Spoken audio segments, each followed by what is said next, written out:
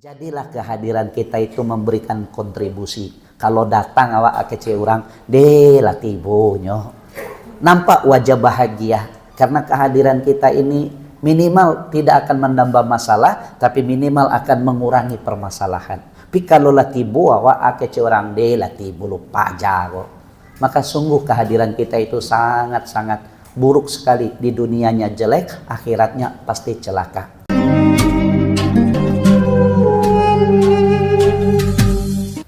Assalamualaikum warahmatullahi wabarakatuh.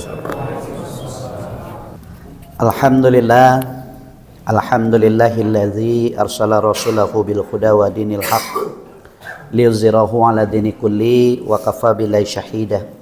Asyhadu an la ilaha illallah wahdahu la syarikalah wa asyhadu anna Muhammadan abduhu wa rasuluhu la nabiyya ba'da.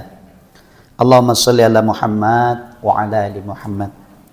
Ya ayyuhalladzina amanu taqullaha wal tanzur nafsum ma qaddamat lighad. Wahai orang yang beriman, bertakwalah. Mulailah hari ini untuk selanjutnya memperhatikan akan apa yang kalian bawa untuk kehidupan akhirat. Wattaqullaha innallaha khabirum bima ta'malun.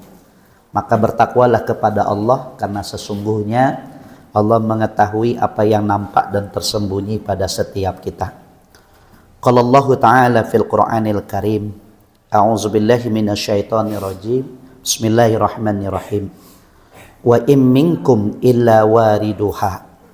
Dan tidak seorang pun di antara kamu yang tidak akan mendatangi neraka itu. Setiap kalian pasti akan mendatanginya. Kana 'ala rabbika hatman maqdiyah. Karena sesungguhnya itu adalah suatu ketentuan yang telah ditetapkan oleh Tuhan kalian. Summa nunajjil ladzina taqaw. Kemudian kami akan menyelamatkan orang-orang yang bertakwa. Wa nazzaruz zalimina fiha jisiyya. Namun orang-orang yang suka berbuat zalim, mengabaikan setiap larangan Allah, menganggap remeh setiap dosa, terus berkecimpung dengan kesalahan demi kesalahan tanpa pernah ada keinginan untuk memperbaiki dan menutupi segala kekurangan, tanpa ada penyesalan dalam dirinya, maka mereka kelak akan dilemparkan ke dalam neraka dalam keadaan berlutut. Quran surat Maryam ayat 71 dan 72. Wa qala aidan a'udzubillahi minasyaitonir rajim wabtaghi fima ataqallahu daral akhirah. Maka carilah oleh kalian pahala negeri akhirat itu yang telah dianugerahkan Allah kepada kalian. Carilah keselamatan itu dengan apa yang telah Allah karuniakan. Baik itu kepintaran, baik itu kemampuan, baik itu kekuatan, baik itu kekuasaan. Jadikan setiap kelebihan kita sebagai jalan untuk bisa selamat di akhirat. Begitu maksudnya. Wala tansa nasibaka minad dunya. Tapi jangan pula lah kalian abaikan urusan dunia kalian. Sehingga terkadang ada pola pikir, sudahlah akhirat saja, dunia aku tidak usah selak. Akhirat lebih penting. Kata Allah, tidak bisa begitu. Kalian fokus dengan urusan akhirat kalian, tapi dunia jangan kalian abaikan. Kalian bersemangat mengajak kepada kebaikan, tapi jangan sampai terabaikan kewajiban sebagai seorang suami, ayah, bersaudara. Di layangan pandangan kanan Jawa ditukian kanan dake. Nan Jawa tak tolong tapi nan dake ndak talupuan. Ko indak ka orang lain ndak tanggung orang memuji awak. Tapi dun sana surang mencibi aja perangai awak. Salah kalian kata Allah. Kemudian di sini disebutkan wa ahsin kama ahsanallah.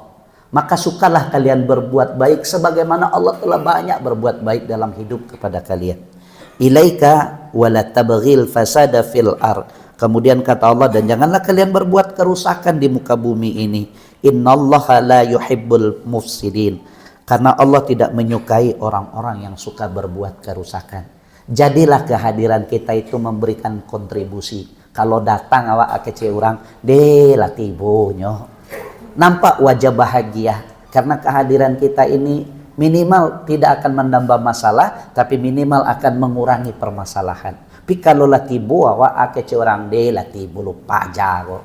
Maka sungguh kehadiran kita itu sangat-sangat buruk sekali, di dunianya jelek, akhiratnya pasti celaka. Maka itulah mengapa Nabi mengatakan, ada sebuah hadis sahih riwayat Imam Bukhari dan Imam Muslim. Diceritakan oleh Anas bin Malik. Kemudian Anas bin Malik menceritakan ini adalah dialog antara Rasulullah dengan Umar bin Khattab.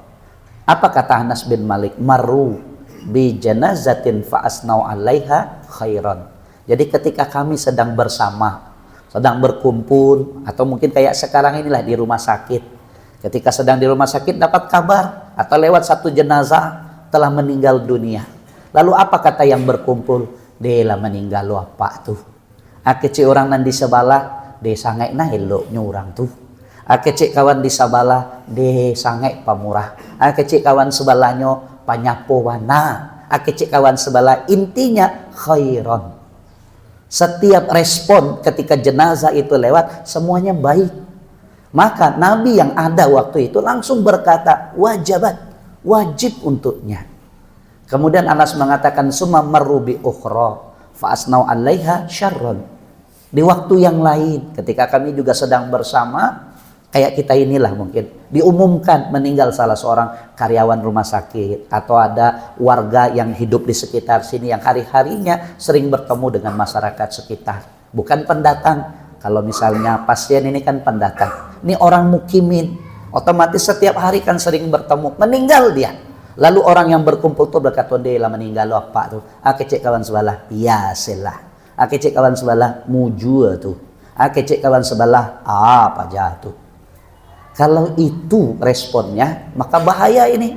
Maka Nabi yang mendengarkan celetuk itu langsung berkata, wajabat, wajib untuknya. Karena Nabi mengulangi jawaban yang sama di dua waktu yang berbeda, maka bertanya Umar bin Khattab, ma wajabat ya Rasulullah?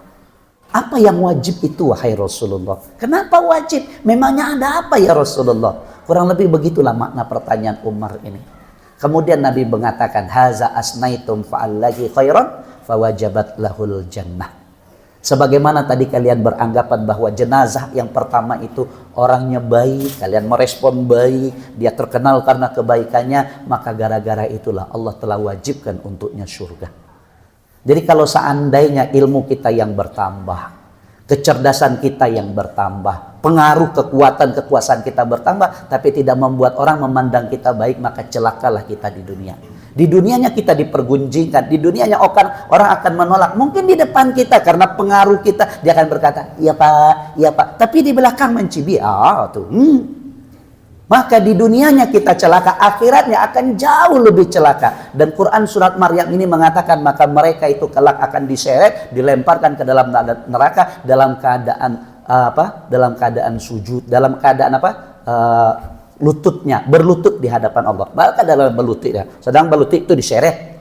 Bagaimana lukanya? Luar biasa. Kalau bahasa orang kesehatannya, ketika orang melahirkan itu wahnan ala wahnin, sakit di atas sakit. Seretannya saja sudah sangat menakutkan. Belum lagi kondisi diseretnya, belum lagi keadaan, belum lagi nanti masuk, akan begitu. Maka oleh karena itu Allah mengatakan di dalam Quran surat yang kedua tadi, Quran surat Al-Qasas, kisah-kisah.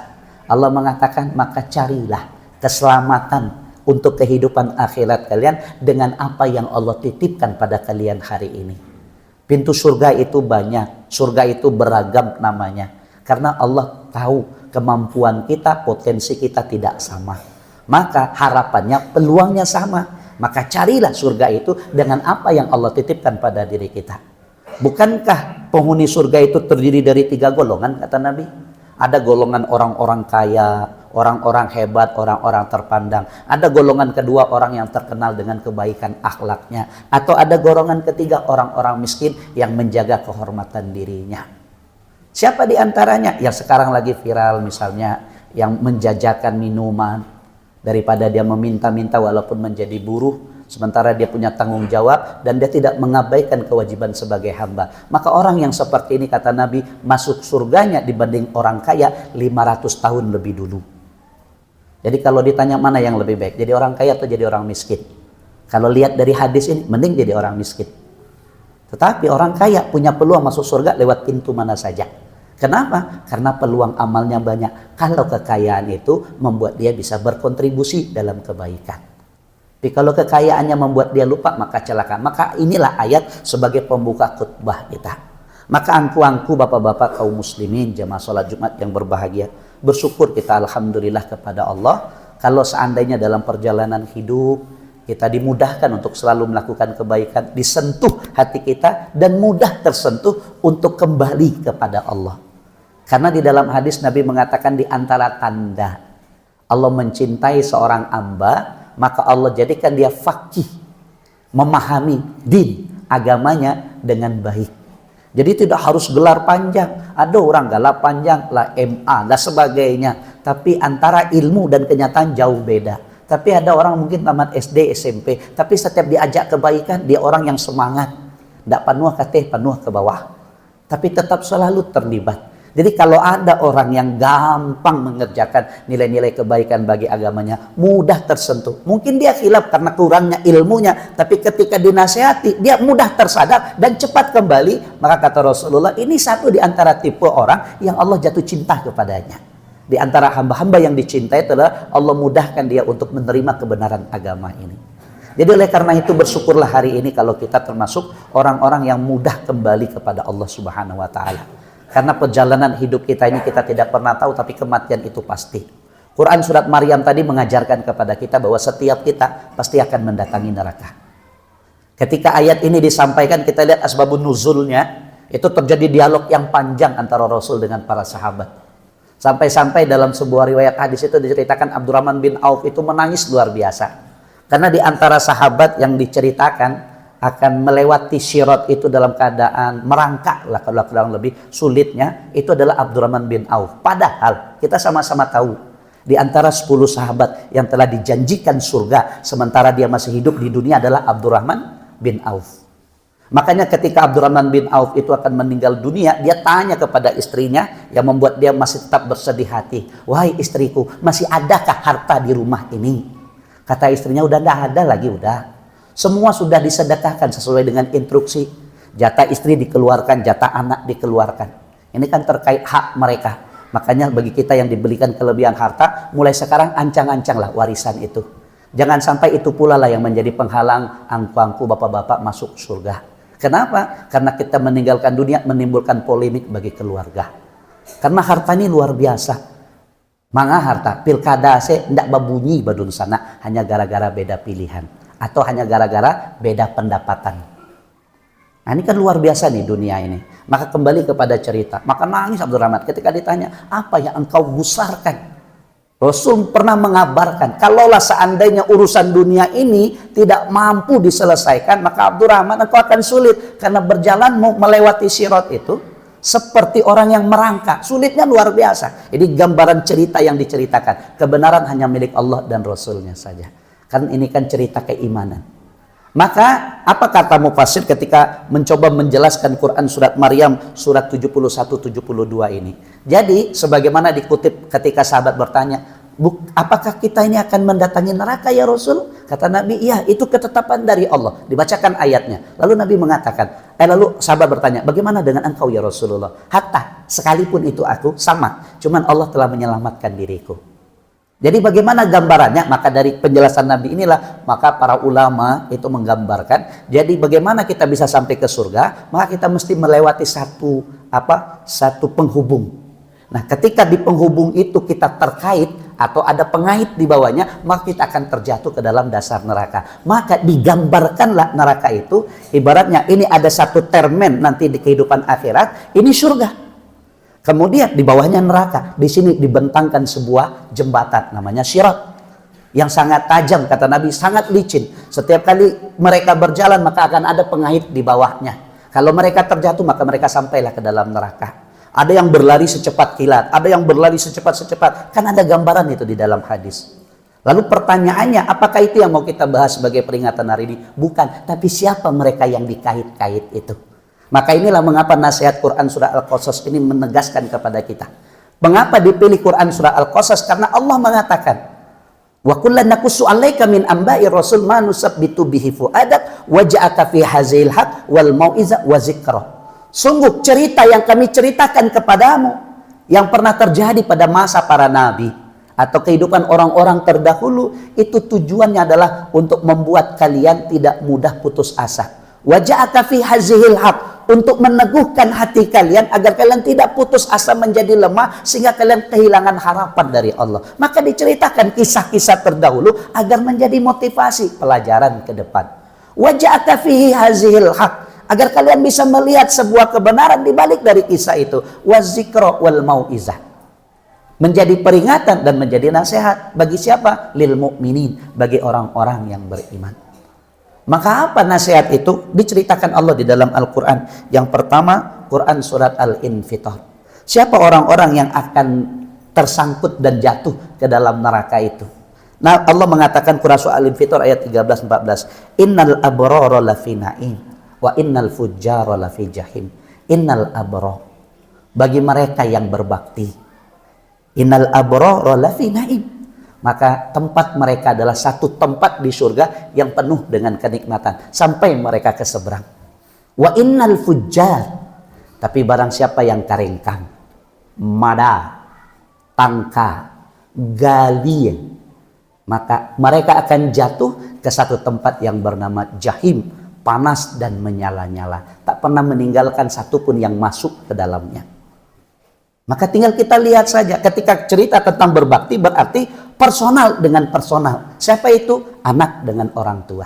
Siapa itu? Istri dengan suami. Siapa itu? Bawahan dengan atasan.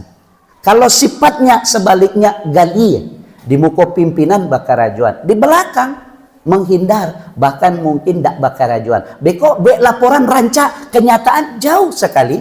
Maka orang-orang yang seperti inilah nanti akan kena seretan dari pengait itu, jatuh ke dalam neraka. Inilah inti dari nasihat ini. Kalau dipaparkan sangat panjang, tapi saya kira semua kita bisa memahami. Maka jadilah suami yang bertanggung jawab. Jangan gali kepada keluarga. Kenapa ini diceritakan? Dalam kitab hadis Riyadhus Shalihin karya Imam An-Nawawi, itu ada dialog antara Hindun dengan Ummul Mukminin Aisyah. Ini setelah Hindun dan Abu Sufyan masuk Islam. Kejadiannya setelah Fathu Makkah. Jadi setelah Abu Sufyan beriman kepada Allah dan Rasulnya, Hindun pun akhirnya ikut bertobat. Kemudian mereka memperbaiki diri dengan belajar agama. Tapi kenyataannya karakter Abu Sufyan tetap saja seperti dulu. Apa karakter Abu Sufyan? Pelit. Diabadikan kisah itu di dalam hadis. Apa kata Ummul Mukminin Aisyah? Ya Rasulullah, hazihi imra'ah. Ya Rasulullah, ini istri Abu Sufyan. Ini Hindun, istri dari Abu Sufyan. Ia ingin bertanya kepadamu ya Rasulullah. Maka apa kata Rasulullah? Apa pertanyaannya? Lalu berkatalah Hindun, wahai Rasulullah, Abu Sufyan itu suami yang pelit. Tidak pernah cukup memberikan sesuatu untuk diriku dan anak-anaknya. Kecuali kalau aku mengambil barang itu dan dia tidak tahu. Mengapa Hindun bertanya? Tujuan Hindun, bolehkah perbuatan itu dilakukan? Kan itu tujuan dari hadis ini. Rasulullah diam. Kemudian kata Rasulullah, ambillah apa yang menjadi kebutuhanmu dan anakmu, tapi lakukan itu dengan cara yang baik. Apa makna hadis ini? Terbaik itu adalah sampaikan. Cuman kalau ceke juga ambil, karena pada harta suami ada hak istri dan anaknya. Jadi jangan jadi suami penduto. Nan pitih kawak masuk pasanan langangnya. Cuman dek pilih ketika ditanya, "Ba kau dah banyak nak kandak kau mah." Lah jale dek kau pasal kau langang gini. Pasanan langang kandainya kan rami. Pitihnya kan aduh. Kenapa? Karena ini kewajiban. Lihat Quran surat Al-Baqarah 233. Kewajiban seorang suami memenuhi kebutuhan istri, sandang, pangan, papan, itu sudah ada di dalam Al-Quran. Karena dengan sebuah kalimat yang pendek, apa yang haram menjadi halal. Maka dengan itu tebus kehalalan itu dengan menunaikan kewajibanmu sebagai suami. Tapi kalau awak gaji, itulah dia ancaman pertama, terseret kalian jatuh. Itu kalau seandainya suami ke istri. Sebaliknya juga begitu. Ini kalau dikupas panjang, tapi kurang lebih begitulah. Orang yang berbakti, maka tempat mereka jannatun naim, sampai ke seberang nanti ada tempat yang sangat indah penuh kenikmatan. Tapi bagi mereka yang karengkang, mada, gali, kuciang aye dan sebagainya, maka masuk ke dalam tempat yang bernama jahim. Ini Kaitan yang pertama. Pengait yang kedua. Quran surat Al-Lail ayat 14 dan ayat ke-16. Apa kata Allah? Fa'anzartukum naran talazza la yaslaha illal ashqa allazi kazzaba wa tawalla. Dan tidak ada yang masuk ke dalamnya kecuali orang yang paling celaka. Nama nerakanya Lazo. Siapa orang yang celaka itu? Yang pertama, kazzaba, suko baduto. Makanya jangan anggap remeh berkata jujur itu. Jangan anggap remeh besarnya pahala berbuat jujur. Sehingga kadang muncul adalah kebiasaan berbohong. Bukankah bunyi ancamannya sangat keras? Kaburatam maktan indallah. Amat besar kemurkaan Allah. Tapi bagi mereka yang jujur, lihat bagaimana Allah memberikan sebuah janji. Ya ayyuhallazina amanu taqullaha wa qulu qaulan sadida. Allah seru orang-orang yang bertakwa. Kalau kita termasuk orang yang memenuhi seruan ini, maka permintaan Allah apa kepada kita orang yang bertakwa ini? Berkatalah dengan perkataan yang menyenangkan, perkataan yang baik, syadidah, kata-kata yang menghujam, membekas, baik, positif. Maka apa balasannya? Satu, yuslih lakum a'malakum. Allah akan sempurnakan amal kita. Mungkin sholat kita ini belum bisa mengantarkan kita ke surga. Gimana mau mengantarkan ke surga? Khusyuk aja enggak. Padahal apa syarat masuk surga? Allazina hum fi sholatihim khosyi'un. Nah, ini syarat yang pertama. Sholat aja enggak khusyuk. Gimana mau masuk surga? Cuman kalau suka berkata benar, berkata baik, tidak suka berbohong, maka Allah sempurnakan. Masuk juga lah kalian ke surga. Yang kedua, wa yaghfir lakum dzunubakum. Ketika Allah sempurnakan amal kita, yang keduanya Allah berkenan mengampuni dosa kita. Tidak Allah terima amal, tapi kalau tidak ada dosa akan masuk surga juga. Karena kan nol. Minimal nol ini satu tempat antara surga dan neraka. Kan Allah abadikan itu kisah ada sekelompok manusia nanti belum masuk surga, tapi mereka tidak masuk neraka. Cuman permintaan mereka ketika mereka melihat penduduk penghuni neraka itu diazab, mereka berkata, ya Allah masukkanlah kami ke dalam surgamu, ke dalam keridhoanmu. Tapi mereka tidak berada di neraka dan mereka belum masuk surga. Mereka pada tempat yang tinggi al-a'la. Di mana tempat itu wallahu alam. Cuman Al-Quran menceritakan kisah ini. Nah, siapa mereka yang dosanya Allah ampuni, cuman mungkin kebaikannya belum ada. Tapi kalau Allah ridho kepada mereka, kan ujung-ujungnya surga juga. Karena nanti kan ada penghuni neraka yang akan masuk surga. Setelah ia disiksa dulu. Siapa mereka yang di dalam hatinya ada iman walaupun sebesar zarroh. Cuman kan karena hidup bergelimangan dosa, maka mampir dulu ke neraka. Sanggupkah itu pilihan kita? Kalau tidak, inilah nasihatnya. Maka oleh karena itu jangan suka berdusta. Yang kedua, watawalla, berpaling dari kebenaran, dari keimanan. Kadang inyo khilaf, datang kawan manganan, jadi karajuan tuh asal tanda tangan saya, wah satu indah kan mengicu tuh. Ah gitu. Nah, nyana cerita mah. Nah, kalau mode itu responnya sudah diamkan saja. Tugas kita fazakir, memberikan peringatan. Kalau nyonda mau berubah dante. Tapi minimal di hadapan Allah kita tidak akan dihisab. Tapi kalau orang yang dinasihatin ini ingin diselamatkan, maka berhentilah dari kemaksiatan, dari kesalahan. Makanya Nabi mengatakan, wa'at bi'issai'atal hasan tamhuha. Kalau hari ini kalian sudah menyadari setiap khilaf dan salah kita, maka kejar kebaikan-kebaikan. Karena kebaikan itu fungsinya tamhuha, menghapus kesalahan. Maka mudah-mudahan angku-angku, bapak-bapak kaum muslimin, nasihat singkat sederhana ini mengajarkan kepada kita bahwa setiap kita akan mempertanggungjawabkan setiap tindak perilaku dan kelebihan yang Allah titipkan pada diri kita. Mudah-mudahan semua kelebihan itu mengantarkan kita menjadi hamba yang beruntung mendapatkan kunci surga. Oh, tidak harus semuanya jadi ulama, oh tidak harus semua jadi orang kaya, oh tidak harus semua. Kenapa? Karena jari itu berbeda maka menjadi indah. Terkadang mungkin kita punya kelebihan, walaupun sedikit, tapi ketika Allah mencintai, maka jangan-jangan kelebihan itu. Jadi jangan menangis untuk sesuatu yang tidak bisa kita lakukan, tapi menangislah untuk sesuatu yang bisa kita lakukan, tapi tidak mau kita kerjakan. Fa'tabiru ya ulil absar, la'allakum turhamun.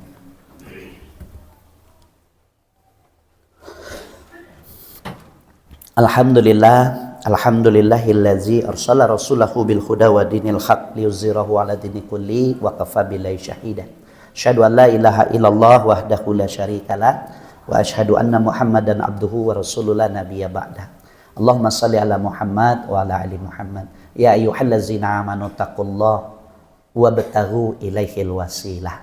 Sangat indah dan penuh sayang Allah mengatakan, wahai orang beriman, bertakwalah. Maka bagaimana caranya? Ikhtiarkanlah semua jalan. Apa yang bisa kalian lakukan untuk membuat kalian bisa menjadi orang-orang yang bertakwa itu? Maka ikhtiarkanlah. Ikhtiar kalian itulah yang akan mendapatkan cinta. Karena di ujung ayat Allah mengatakan, innallaha yuhibbul muhsinin. Karena Allah sangat mencintai orang-orang yang gemar berbuat kebaikan. Qala Allah Ta'ala fil Qur'anil Karim, wal asr, demi waktu asar. Kenapa asar yang menjadi tolak ukur? Karena waktunya sangat pendek. Begitu pula lah dengan kehidupan. Innal insana lafi khusr. Setiap manusia yang terlahir ke dunia rugi, karena dia akan mempertanggungjawabkan segalanya, dan tidak ada satupun yang akan luput dari pertanyaan Allah. Maka agar mereka selamat, ilal ladzina amanu, maka berimanlah, yakinilah apa yang Allah janjikan, wa amilus sholihat. Pembuktian keyakinan itu dengan hadirnya amal-amal kebaikan. Innallaha wa malaikatahu yusholluna 'alan nabi ya ayyuhallazina amanu shallu 'alaihi wa sallimu taslima. Allahumma shalli ala Muhammad wa ala ali Muhammad kama shallaita ala Ibrahim wa ala ali Ibrahim wa barik ala Muhammad wa ala ali Muhammad kama barakta ala Ibrahim wa ala ali Ibrahim fil alamin innaka Hamidum Majid. Allahumma ighfir lil muslimin wal muslimat wal mu'min wal mu'minat al ahya'i minhum wal amwat innaka qaribun mujibud da'wat ya qadiyal hajat. Allahumma a'izzal Islam wal muslimin fi kulli makan wa fi kulli zaman. Allahumma ansuril ikhwanal mujahidin fi kulli makan wa fi kulli zaman, wa bil khususan Syam, Palestin, wa Yordan, wa Suriah, wa Irak, wa Yaman, wa bil khususan Gaza, wa Rafah tepi barat, wa azillah syirka wal musyrikin wal munafikin, wa bil khususan kafirin Zionis laknatullah alaih, wa dammir a'da'aka a'da'ad-din ya arhamar rahimin. Allahumma fir lahum warhamhum wa'afihi wa'fu anhum. Allahumma la tahrimna ajrahum wa la taftinna ba'dahum waghfir lana wa lahum. Allahumma fir lana wa liwalidayna warhamhuma kama rabbayana shighara. Rabbana hab lana min azwajina wa dzurriyyatina qurrata a'yun waj'alna lil muttaqina imama. Allahumma innaka 'afuwwun ghafurun karim tuhibbul 'afwa fa'fu anna ya karim.